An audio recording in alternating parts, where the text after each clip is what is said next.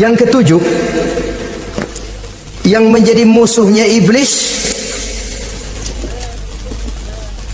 taibun sabitun ala taubatihi, orang yang bertaubat dan tetap di atas taubatnya. Secara jujur, tidak ada manusia yang tidak punya salah, dan orang yang baik memang bukan orang yang tidak punya salah, karena tidak ada orang yang tidak punya salah. Orang yang baik adalah orang yang apabila melakukan kesalahan dia segera sadar, dijadikannya itu sebagai pelajaran untuk tidak diulanginya lagi pada masa yang akan datang. Biasanya kita menghakimi orang pintar, kita nggak merasa bahwa kita juga punya kesalahan. Kalau kita ngelihat maling ayam kita teriak, padahal kita nyolong kambing. Lebih besar dari si maling ayam, merasa diri lebih benar dari yang lain, padahal kita lebih kotor dan lebih jelek. Hilang sifat introspeksinya. Yang kita musuhi, yang kita caci maki, tahu-tahu kita sendiri yang melakukannya. Saudara-saudara kaum muslimin, orang yang bertaubat dan tetap dalam taubatnya stabil, itu musuh iblis. Apa ada orang yang taubatnya nggak tetap? Ada, yang istilah kita taubat sambal namanya. Kalau dia makan sambal kepedesan, taubat makan sambal. Besok mau makan kagak ada sambal, ngomel, mana sambal? Kemarin udah taubat, sekarang mana sambal? Ini taubat yang namanya taubat sambal. Istighfar, istighfar, nyolong lagi, istighfar lagi, besok nyolong lagi, istighfar lagi. Itu taubat yang tidak tetap namanya. Allah Maha Pengasih dan Penyayang dengan segala kebesarannya. Ia akan memaafkan segala perbuatan yang bersifat salah dari hamba-hambanya. Cuma manusia kadang-kadang yang tidak mau memaafkan dirinya sendiri. Amat dungu manusia macam ini, membiarkan dirinya hanyut berlarut dalam lembah dosa, sementara dia diberikan umur tidak digunakannya untuk bertobat. Innallaha yaqbalu taubatal abdi ma lam yugharghir. Allah senantiasa akan menerima taubat seorang hamba sepanjang nafasnya belum sampai di tenggorokan. Kalau nafas sudah sampai di tenggorokan baru berniat taubat, kasib terlambat. Kayak Fir'aun. Fir'aun itu begitu ditenggelamkan di lautan merah, udah cengap-cengap mau mampus, baru ngomong dalam sekaratnya, amantu bi Rabbi Musa wa Harun. Kalau begini mah saya juga percaya sama Tuhannya Musa. Udah sekarat baru mau taubat, malaikat maut gemes banget, dilelepin, mati.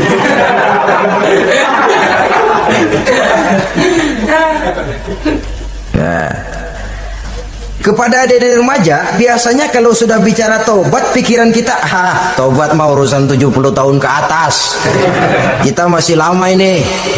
Sebenarnya tidak. Masalah taubat adalah masalah salah dan dosa. Masalah salah dan dosa adalah masalah manusia. Sejak dia akil balik sampai ajal datang merenggut nyawa. Hidup ini tidak selalu berjalan mulus. Hidup ini tidak selalu berjalan di atas kertas putih. Kadang kita tersilap, kadang kita tersalah, kadang situasi dan kondisi menyebabkan kita berbuat lain dari yang seharusnya. Itu kehidupan, silih berganti. Oleh karenanya pesan Nabi, wa atbi'i sayyi'atal hasanah, perbuatan salah ikuti dengan kebajikan, dosa iringi dengan taubat. Jangan nunggu, saya untuk taubat takut nanti bikin lagi. Nah, ini namanya punya harapan mau bikin lagi. Nanti aja dah kalau tua-tuaan. Saudara, kalau dosa itu ditumpuk, itu sama saja kotoran yang menodai hati. Kalau kotoran gak rajin kita bersihin, dia akan berkarat. Dan kalau sudah berkarat, sudah sulit untuk dibersihkan. Itu makna ungkapan Imamul Ghazali, hati manusia sebening kaca. Lapisan dosa yang dia kerjakan adalah debu yang menutupi jernihnya kaca. Orang yang bersih dari dosa, dekat dengan Allah, hatinya jernih seperti kaca. Dari hati yang jernih, radarnya kontak kepada Allah, sinyalnya nyambung channelnya itu. getarannya hebat. Wajar kalau lalu dia bisa tahu apa yang besok akan terjadi, diberitahu oleh Allah. Yang namanya ilmu laduni itu, ilmu yang ditransfer langsung oleh Allah karena kebersihan hatinya. Mana ada orang nggak belajar bisa pinter? Iya, kalau hatinya butek emang nggak ada. Tapi kalau Allah mau berangkat dari hati yang bersih, yang kontaknya nyambung kepada Allah, hati itu seperti kaca, kata Imam Ghazali. Dosa yang kita lakukan adalah debu. Kalau debu sedikit datang kita lap, datang lagi kita bersihin, datang lagi kita bersihin, insya Allah nggak sampai jadi noda di atas kaca itu. Tapi kalau nunggu debu itu sampai bertumpuk, besok aja ngelapnya dah, besok aja ngebersihinnya, bertumpuk dia, sulit membersihkannya. Walaupun kena, nodanya tentu tertinggal di atas kaca itu. Karena itu dalam kehidupan remaja misalnya, pemuda misalnya, kita tidak bisa menolak mode, tidak bisa menolak musim. Modenya disco, modenya breakdance, modenya joget, modenya jaipongan, mode pada waktunya habis, ya habis. Tapi bagaimanapun dia akan punya dampak, memberikan bekas dalam membentuk kepribadian. Dan ini efek yang tidak kita inginkan. Efeknya, bukan modenya itu. Jadi oleh karenanya saudara-saudara, masalah taubat bukan masalah 70 tahun ke atas, tapi masalah manusia sejak dia akil balik sampai ajal datang merenggut nyawa. Sepanjang nafas belum sampai di kerongkongan, Allah akan menerima taubat seorang hamba. Bahkan dalam hadis qudsi Allah menyatakan, "Lau amiltumul khotoya hatta mala'atis sama thumma nadimtum fataballahu alaikum." Kalaupun kamu berbuat dosa sampai penuh langit dengan dosamu, kemudian kamu bertaubat dan menyesal, Allah pasti akan menerima taubatmu. Jadi orang yang taubat dengan sebenarnya dan tetap dalam taubatnya itu musuh iblis. Tapi orang yang taubatnya angin-anginan, iblis demen banget. Dari sembahyang, besok mabok, besoknya lagi nyolong, besoknya lagi zina, besok taubat lagi. Kata iblis, surat iya lu gocet dah Tuhan.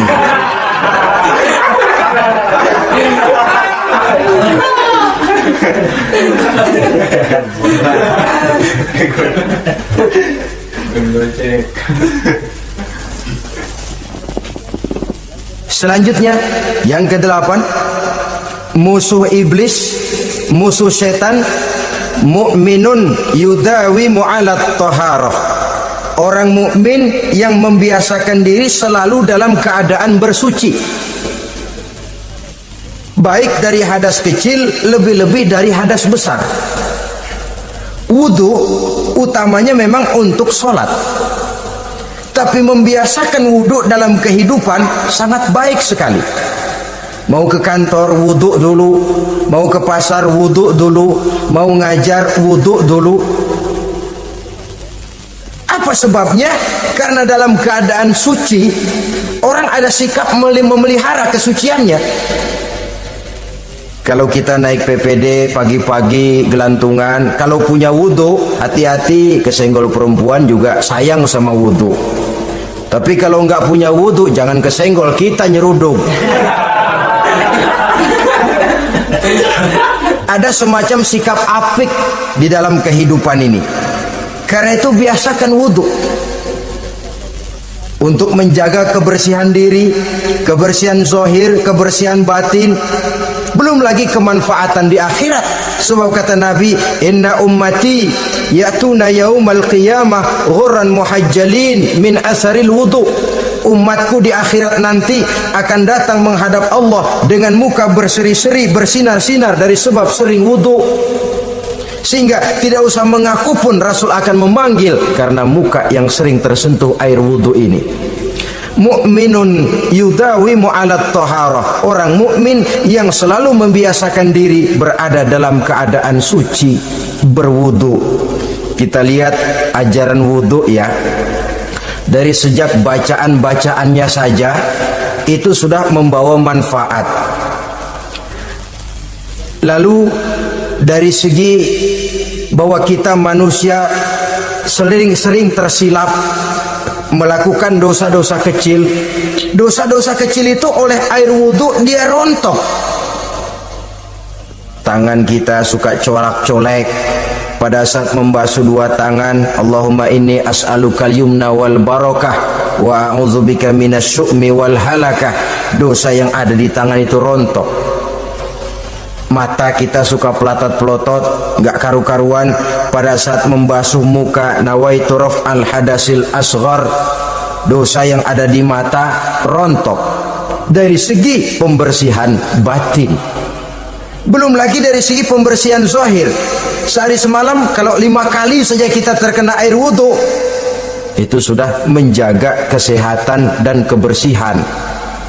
Saudara-saudara kaum muslimin rahimakumullah, yang kesembilan,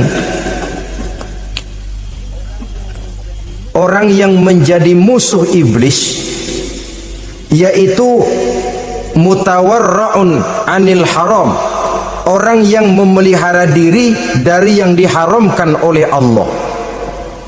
Terpelihara dirinya, terpelihara yang dimakannya, yang diminumnya dari jenis-jenis yang haram, baik sedikit maupun banyak. Jangan cuma teriak haram waktu sedikit, tapi giliran banyak halal. Sama saja orang dikasih tahu, itu ada cerita anak-anak, Pak Haji punya anak main judi, dikasih tahu, Pak, anak bapak main judi, astagfirullah katanya, tapi menang Pak, alhamdulillah.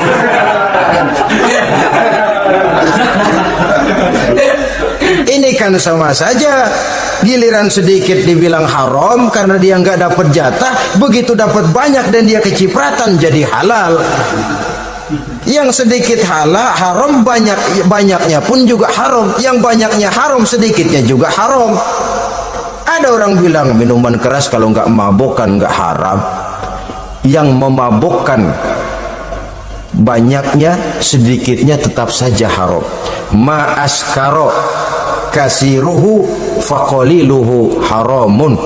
Apa yang banyak menyebabkan jadi mabuk, sedikitnya pun juga haram.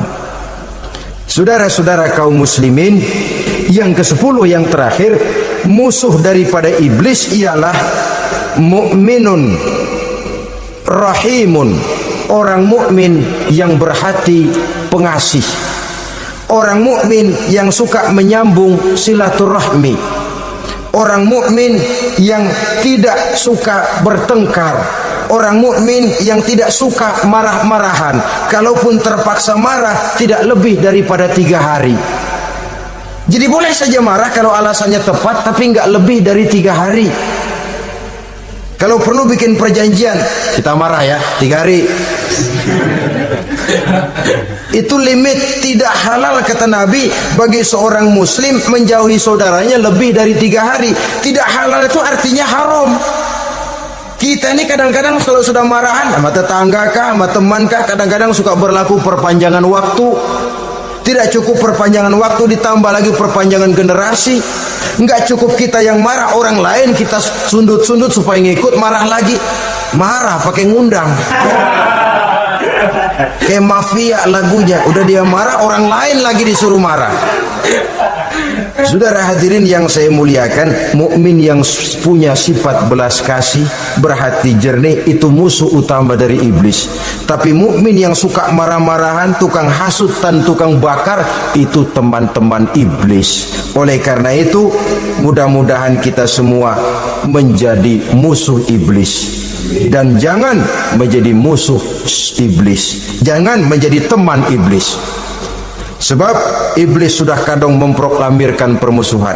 Sekali dia musuh kita, selamanya dia akan tetap menjadi musuh kita. Berusahalah untuk menjadi musuh iblis, dan jangan sekali-kali toleransi. Jangan berusaha menjadi teman iblis. Inilah yang kita bicarakan pada pertemuan ini. Mudah-mudahan ada manfaatnya. Terima kasih atas segala perhatian. Mohon maaf atas segala kekurangan. Wassalamualaikum warahmatullahi wabarakatuh. Waalaikumsalam warahmatullahi wabarakatuh.